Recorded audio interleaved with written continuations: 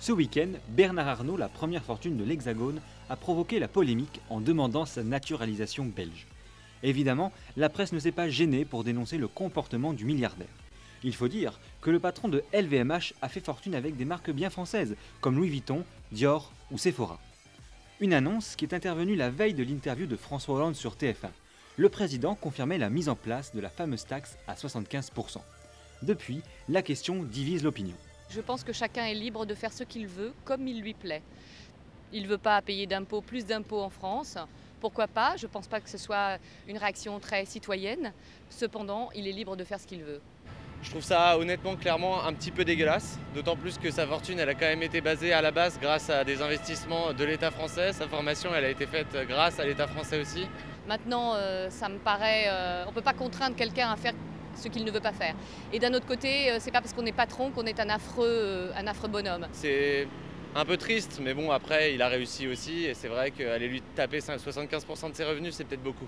S'agit-il d'une simple polémique ou Bernard Arnault fait-il courir un vrai risque à nos finances publiques? Nous avons posé la question à l'économiste Marc de Citivo. Les deux sont vrais. C'est à la fois un symbole, parce que ça permet à tout le monde de quand même repérer ce qui se passe, mais qu'il y ait un vrai impact économique du départ des gens les plus entreprenants ou des cadres dirigeants, c'est une évidence, ça, on ne peut pas le nier. Quand M. Arnault paye ses impôts, c'est l'ensemble des Français qui en payent un peu moins.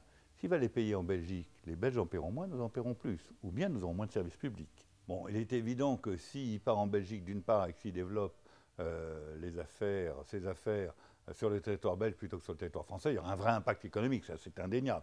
Quant au discours sur le patriotisme, c'est ahurissant. Si je ne me trompe, M. Hollande, par exemple, n'a jamais rien apporté à ses concitoyens, comme revenu, comme travail. M. Arnault a apporté énormément par ses impôts, par les emplois qu'il a créés. Dans le monde ouvert tel qu'on est, les pays gagnants, c'est ceux qui attirent sur leur territoire national les capitaux et les cerveaux pour les emplois de demain. Nos politiques ont toujours préféré défendre les emplois d'hier, mais quoi qu'il arrive, vous aurez moins en moins d'usines qui font des roues de charrette. Bref, le cas Bernard Arnault n'a pas fini de diviser l'opinion. Mais qu'il soit en France ou en Belgique, l'empire que le milliardaire a construit n'est pas près de perdre de son éclat.